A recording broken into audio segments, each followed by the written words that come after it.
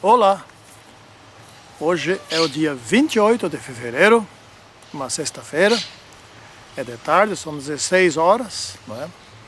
Amanhã será o santo dia de sábado e também o último dia do mês de fevereiro de 2020. E nós já estamos aqui com a lição número 1 do segundo trimestre de 2020, a respeito de como interpretar as Escrituras. Eu não lembro se já em outra edição nós estudamos esse assunto assim. Mas que ele é importante, isso é fato, não é?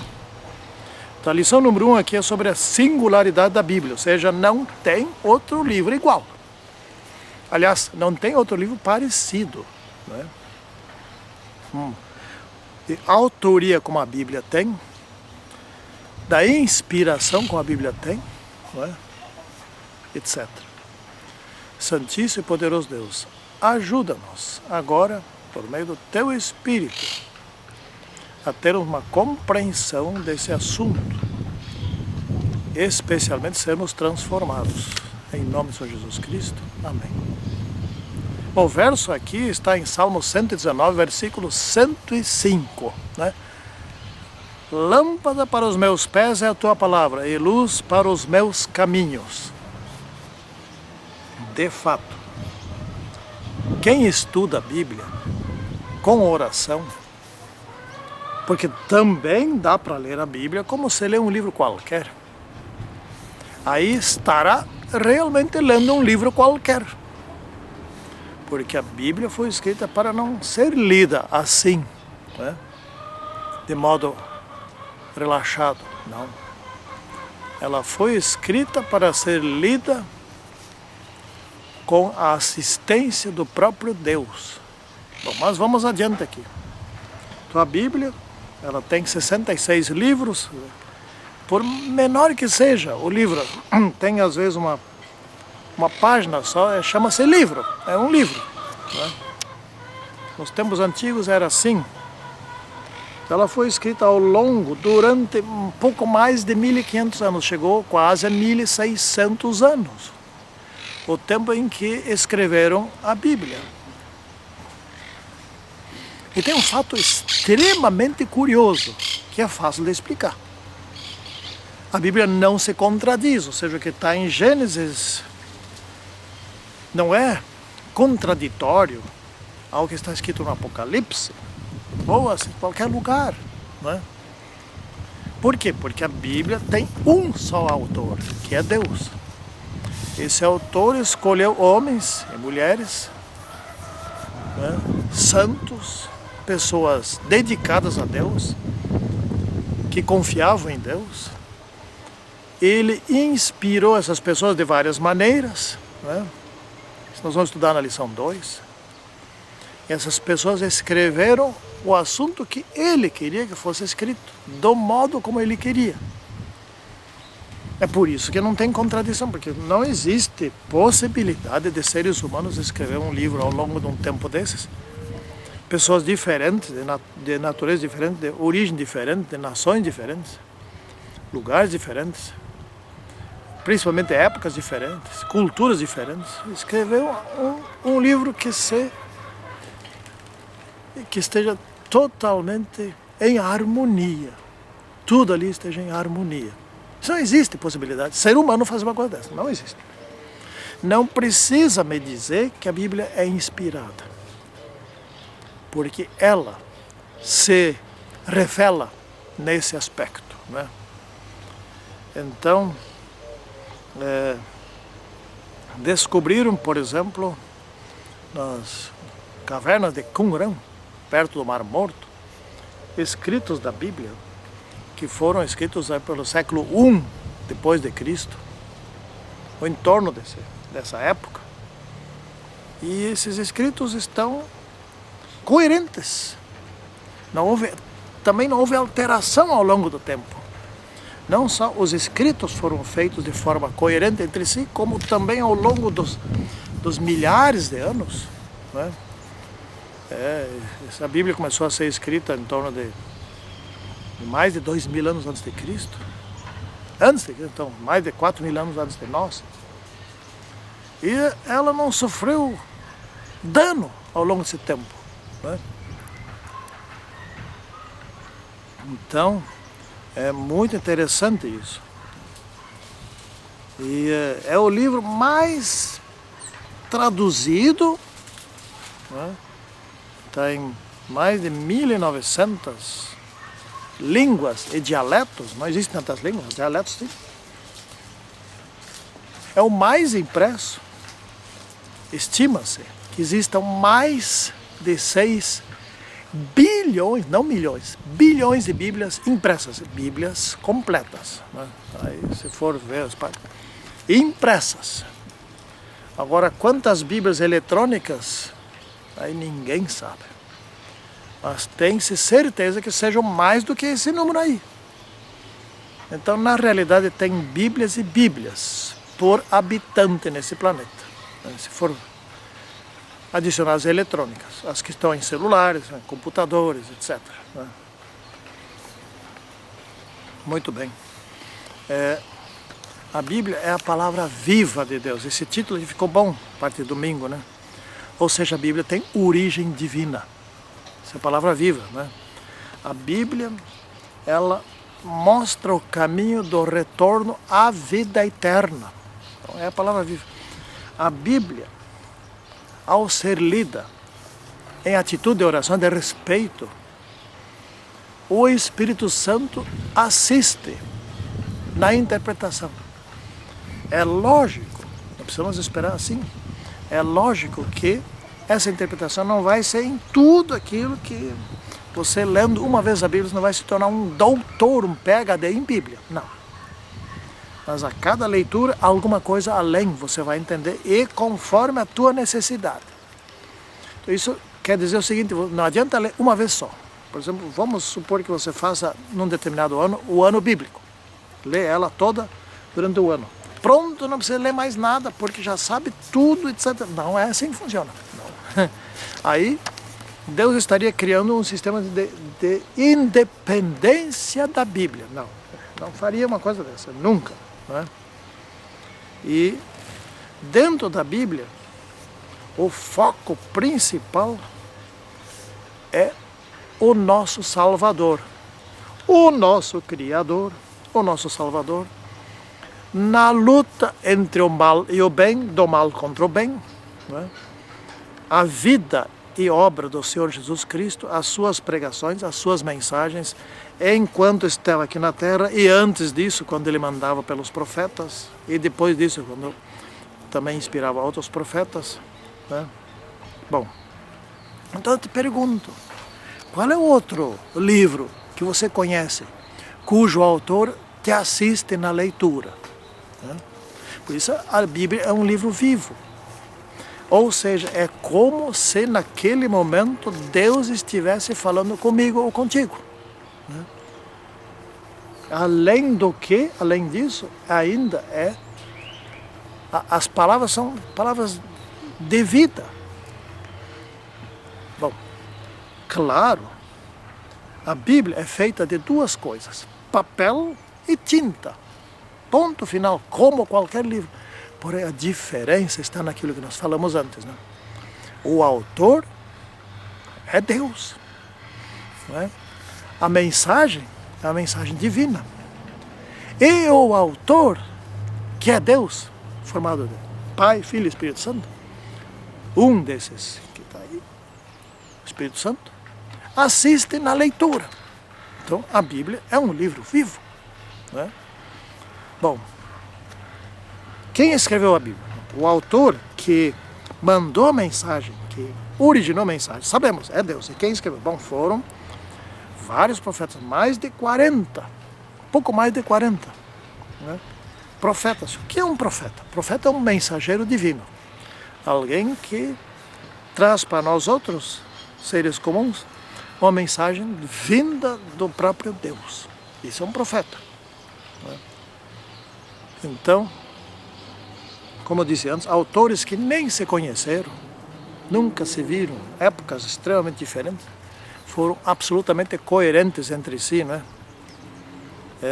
é uma coisa fora do comum, né? Que tenha acontecido isso. Isso não é uma coincidência, não tem como. Matematicamente ou estatisticamente é impossível tantas palavras, milhões de palavras, serem coerentes entre si ao longo de tanto tempo, escritas por autores diferentes. Autores não, escritores diferentes, porque o autor é um só, não é? Bom, as profecias messiânicas na Bíblia, ou seja, a Bíblia aponta para a salvação, não é? Da humanidade. Todo o processo de salvação. E dentro desse processo de salvação, o personagem mais importante é Jesus Cristo, que para nos salvar tornou-se um ser humano, em forma de criança, em forma de... Ele começou a sua vida como Salvador, como um feto, né? Como um óvulo. E foi se desenvolvendo como qualquer ser humano, mas ele tinha origem divina. Porém, ele se fez ser humano, mortal, tudo, só com uma diferença. Ele não veio ao mundo com pecados. Ele não tem a genética de Maria nem de José. Ele tem genética divina. Vai explicar isso. Um dia a gente vai entender melhor. Bom, e existem dezenas de predições messiânicas. Por exemplo, eu vou destacar uma delas, que eu gosto muito, está em Isaías capítulo 53. Que o eunuco que ele estava lendo, né, quando estava indo de volta para o seu reino. E ali descreve o sofrimento de Jesus. É uma descrição.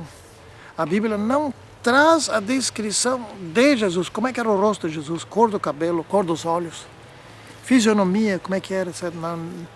Não temos também nenhum retrato, naquela época não existia isso, mas não tem uma descrição, como é que ele era, a cor da pele, etc. Seu cabelo era ondulado, etc. Não temos. Exceto alguma pouca coisa por Ellen White, mas isso não está na Bíblia. Interessante isso, né? Por que será? Porque nós temos muitas ilustrações de como Jesus era, mas isso é invenção de seres humanos. Talvez ele não seja nem parecido com. Né? Ele pegou e agora é sempre daquele jeito. Mas a Bíblia tem uma coisa, ela descreve a vida de Jesus. Isso tem.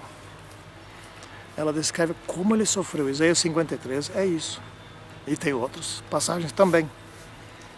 Descreve como ele enfrentou as tentações de Satanás, como ele venceu todas elas, como ele venceu na cruz, como seria a cruz e como foi a cruz, a ressurreição. Ele não chegaria a deteriorar, diz ali que não enfrentaria corrupção, ou seja, a carne dele não chegaria a se desmanchar. Nada. Tudo está, nem um osso seria quebrado. Né? Furaria o lado de Jesus, seria crucificado. Enfim, tudo está descrito. Mas não temos a fisionomia dele. Isso é muito interessante. Né? Tem alguma coisa a ver. Né? Bom, agora a Bíblia como um livro de história. Como livro de história, eu gosto muito de estudar história. Não sou professor de história, mas gosto de estudar. Porque é importante, interessante. Ela traz a explicação dos fatos que ocorrem aqui na Terra do ponto de vista da verdade. Ou seja, as guerras que ocorrem aqui são por causa de ganância. E muitas guerras têm origem espiritual. Entre o bem e o mal. Os impérios que houve no passado são para destruir o povo de Deus, para dominar o mundo. Né? Satanás sempre quis dominar, sempre quis ser o dono do mundo. Então também a história nos mostra que Deus formou um povo aqui na Terra, Deus fez uma aliança com esse grupo de pessoas Abraão, depois com os seus descendentes, né? E principalmente descreve no Novo Testamento a vida de Jesus nos 4 evangelhos, né? E a morte de Jesus. E a ressurreição de Jesus. A ressurreição é uma coisa muito curiosa na Bíblia. Nenhum daqueles que o seguiram foram lá, não creram nele. Foram lá para ver ele ressuscitar. Que coisa mais incrível, isso eu não consigo entender. Jesus não deixou isso em segredo. Ele deixou muito claro, ao terceiro dia, eu ressuscitarei. Não foram lá para ver se ia acontecer isso mesmo. Não foram, ficaram chorando lá pelos cantos, né? Mas alguém viu ele ressuscitar. Foram os soldados romanos. Aqueles que faziam parte do exército, cujos alguns foram destacados para pregá-lo na cruz. E esses não foram revelar a ressurreição aos discípulos, foram falar aos sacerdotes, ao sumo sacerdote, etc. E aos seus assistentes do sinédrio, aos fariseus, aos saduceus. Ele ressuscitou! E coisa mais interessante ainda é que não fizeram uma investigação para onde está o corpo, inventaram a mentira. Claro que não ia investigar alguma coisa que eles sabiam que era mentira, porque se investigassem, eles iriam descobrir que de fato ele ressuscitou, então não interessava investigar, porque eles sabiam que essa era mentira. Os soldados viram, então os sacerdotes disseram, não, digam que roubaram o corpo de vocês, vocês dormiram, etc. Quando vocês viram, o corpo não estava lá. Ninguém investigou. É óbvio que os discípulos é que não iriam investigar, porque eles sabiam que ele tinha ressuscitado. Isso é óbvio que não. Eles só tinham uma coisa a dizer, ele ressuscitou. Os discípulos falaram a verdade. Mas os sacerdotes mentiram e nem sequer simularam uma investigação, nem isso fizeram. Então eles que fiquem quietos, né? Aqueles que defendem a ideia de que o corpo de Jesus foi roubado e foi escondido, que fiquem quietos, porque não investigaram. Se investigassem a fundo, sabe o que iam descobrir? Que ele tinha ressuscitado. Ponto final. Né? Eles não queriam isso. Não queriam. Bom, então, os soldados foram os primeiros que viram. Né? Aliás, Jesus tinha provado antes da sua morte, uma semana antes, que ele tinha poder sobre a morte. Lázaro, grande amigo dele, né? Tinha falecido. Bom, Jesus podia ter evitado que ele falecesse. Jesus podia ter chegado logo depois, ele estava perto. Podia ter chegado logo depois do falecimento dele. Jesus ficou amarrando, né? Ficou se demorando, até que chegou lá no 4º dia. Não que tivesse tanta coisa para fazer, nem tanto que caminhar. Ele propositalmente se demorou. No 4º dia, terceiro dia já cheirava muito mal, no 4º dia, então nem se fala. Quando abriram aquele túmulo, né? Não tinha caixão naquela época, era enrolado em lençóis, aquilo deve ter saído um bafo mal cheiroso lá de dentro. Todo mundo a mão no nariz, né? Uma vez eu estive num lugar onde tinham 3 mortos de 3 dias. Gente do céu, aquilo cheirava do outro lado da rua. Né? Alguém matou, 2 pessoas se matou. Jesus provou que ressuscitando alguém de 4 dias morto, ele tinha poder sobre a morte. Porque os judeus acreditavam que até 3 dias podia ressuscitar. 3 dias já cheira mal. Mas 4 dias não. Ele ressuscitou morto de 4 dias. Todo mundo sabia disso. Todo mundo sabia que tinha falecido há 4 dias. Não tinha como contestar. Não tinha. Mesmo assim, eles não creram que Jesus era Deus. Eles sabiam que era Deus, mas insistiam em dizer que Não. Pronto. Bom. Então, sendo eles os doutores da lei, os que ministravam no santuário, que não se converteram pelo conhecimento da Bíblia, da época que era o Antigo Testamento, se pode dizer o seguinte: hoje a mesma coisa é possível também. O sujeito pode ser PhD em Bíblia, pode ser professor em Bíblia, pode ser mestre na Bíblia, pode ser alguém que talvez até tenha levado muitos aos pés de Cristo e que muitos se salvem por meio dele. Ele pode se perder, porque não se permite ser transformado pela palavra de Deus. Então, a Bíblia é a palavra viva de Deus, porém, para muitos é um livro qualquer, né? Bom, concluindo aqui, o poder transformador da Bíblia, da palavra. A palavra só transforma se eu tenho fé, ou seja, se eu me entrego a ela. Isso nós vamos estudar na lição 2 ainda, né? Josias, por exemplo, aí traz um exemplo do rei Josias, o último rei bom que Israel teve, né? Lá já no finalzinho, quando Israel já estava sucumbindo, Israel nada, Judá. Israel já tinha desaparecido sob o poder dos assírios. Agora era Judá, né? Josias era rei de Judá. Isso aconteceu no ano 621 a.C. Olha só quanto tempo antes, né? E Josias assumiu o reinado aos 8 anos. Claro que ele tinha tutores. 8 anos ninguém governa.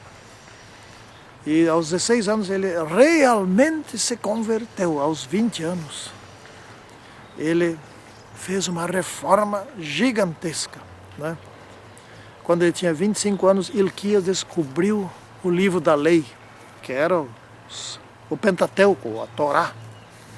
Leram o livro da lei. Bom, não devem ter lido os 5 livros, devem ter lido um trecho lá de Deuteronômio, coisa assim, onde haviam as ameaças, se desobedecessem. E Josias fez a reforma gigantesca, acabou com a idolatria em Israel. Veja o que pode fazer uma pessoa, um homem ou uma mulher, um só, se for líder e se for fiel a Deus. Um único ser humano pode levar uma nação inteira a adorar a Deus, como também um único ser humano pode desencaminhar uma nação inteira, como aconteceu aqui logo depois e antes, né? Josias fez com que todos adorassem verdadeiramente a Deus. Ele fez uma Páscoa ali como jamais teria havido. Nem no tempo de Samuel houve uma Páscoa assim, com tanta reconsagração. Olha o que faz um líder. Gente, será que não está faltando um líder entre nós, adventistas do 7º dia? Porque está devagar, não é? Bom, infelizmente, Josias fez a sua parte. Mas depois os que vieram, os que o sucederam, voltaram à idolatria e desencaminharam o povo. E aí veio um homem, um só, liderando um grande exército, chamava-se Nabucodonosor, e acabou com a nação. Acabou com a nação. Nunca mais se tornaram uma nação independente. Até Jesus, e hoje são uma nação independente, mas não são mais o povo de Deus. Bom, essa é uma parte aqui do que nós temos para estudar sobre as Escrituras. O ponto mais importante que nós estudamos hoje é o seguinte: a Bíblia é um livro diferente. O autor é Deus. Os escritores são mais de 40 profetas. E um escritor também é Deus, que escreveu os 10 mandamentos. Se ele mandou outros escritores humanos escrever textos da Bíblia e ele se reservou para escrever os 10 mandamentos, você acha que esses mandamentos teriam sido alterados? Poderiam ser alterados? Essa é uma questão. Diria o gaúcho, mas de jeito nenhum. Bom, outro assunto, né? Santíssimo e poderoso Deus, abençoe-nos no estudo desses livros, dessas lições aqui. que nós sejamos transformados pelo Espírito Santo ao lermos e estudarmos a nossa Bíblia. Pedimos isso em nome do nosso Salvador Jesus Cristo.